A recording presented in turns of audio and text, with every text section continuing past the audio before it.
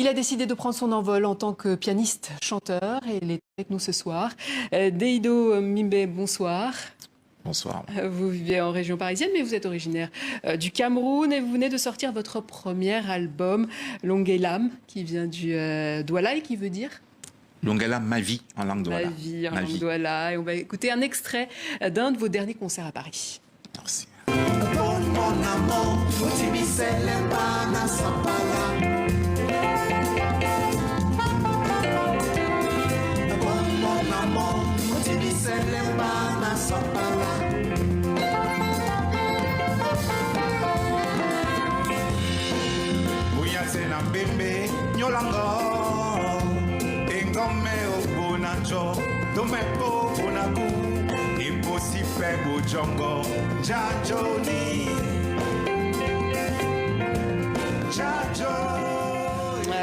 Vous chantez en langue Douala, on va vous écouter un petit peu plus lors de ce concert à Paris et en français. Commentez-nous un peu en live ce concert. En live, c'était ma première fois de jouer mes propres musiques sur scène en tant qu'artiste vedette. Parce que j'ai fait plusieurs années, j'ai été derrière les autres et grâce à cet album, je me produis aujourd'hui en tant qu'artiste vedette. Et quel est le titre de ce concert? Ça, c'est Mpong. Mpong, c'est le mensonge. C'est l'histoire d'un homme volage qui n'est pas très correct envers son épouse. Mpong, le mensonge. Très bien. Racontez-nous votre histoire. Comment en êtes-vous arrivé au piano? Car ça n'avait pas commencé par le piano, si j'ai bien compris. Oui, ça commence par mon grand frère, Challenge Hebdo, paix à son âme, qui était animateur du groupe Ndongo Show. C'est les tambours traditionnels qui animaient les mariages, les équipes de football. La Bélé? La Bélé, oui. C'est mon grand frère Challenge Hebdo qui me donne l'envie de faire ce métier. Alors, vous avez commencé par fabriquer des instruments de musique aussi, c'est ça la petite histoire? Oui, puisque... Avec des boîtes de conserve? Des boîtes de conserve, comme tout Africain, bien évidemment. En guise de batterie? En guise de batterie, oui. En guise de batterie, peut-être. Alors, votre frère qui était le leader d'un groupe et qui avait chanté la chanson populaire Sitanga Tebarloé. Sitanga Tebarloé. Ouais, et qui était très populaire aussi dans le milieu du football. Oui, mon grand frère, il animait, il suivait, ils avaient un groupe. Le groupe existe toujours, mais beaucoup sont partis, dont mon grand frère était le leader, Challenge Hebdo. Il accompagnait l'équipe nationale des Lions indomptables du Cameroun dans toutes les Coupes d'Afrique à l'animation. Alors, il y a votre mère aussi dans l'histoire qui ne nous a pas forcément soutenus dans cette carrière musicale, on va dire. Maman ne voulait pas un enfant voyou. Parce que des métiers comme la musique, elle ne voulait pas entendre parler. Pour elle, ce n'était pas un métier, en fait.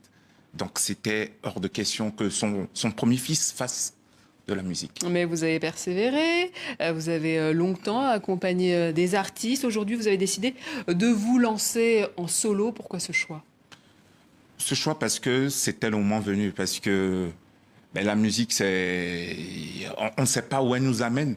Et ces expériences musicales pendant 15 ans quand même, et ont donné l'album Longuelam. De là est donc né Longuelam, donc 10 titres très variés, assez entraînants également. Comment vous définissez votre musique?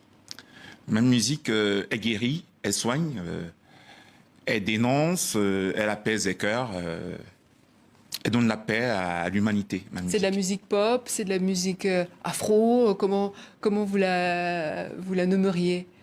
C'est la musique afro et moderne en même temps. Alors, votre actualité aujourd'hui, il y a eu donc ces concerts, il y a eu cet album.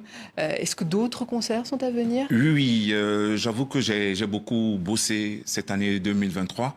Là, on se repose avec nos équipes. On va reprendre en février.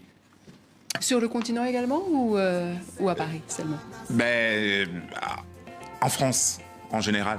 Donc là, comme c'est les vacances, mes équipes sont en train de faire les programmes pour début d'année. Normalement, d'ici le 2-3 janvier, on aura le programme du premier trimestre. Est-ce qu'il y a des artistes pianistes peut-être qui vous ont inspiré plus que d'autres? École Roosevelt, à qui je rends hommage dans cet album, le titre Njuke Bonene.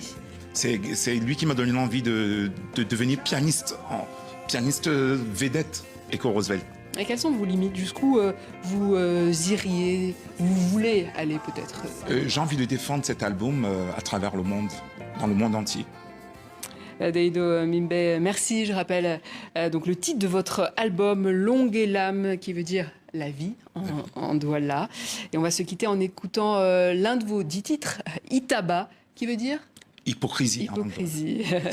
Voilà, excellente suite de programme à vous tous. Demain, retrouvez Salah Eddine Gakou à cette même place. Et on se quitte avec Itaba.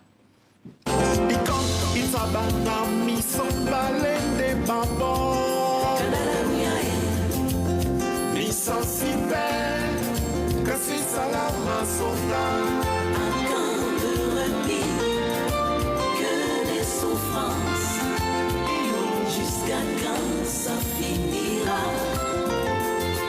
À quand le repos? Que les souffrances? Jusqu'à quand ça finira?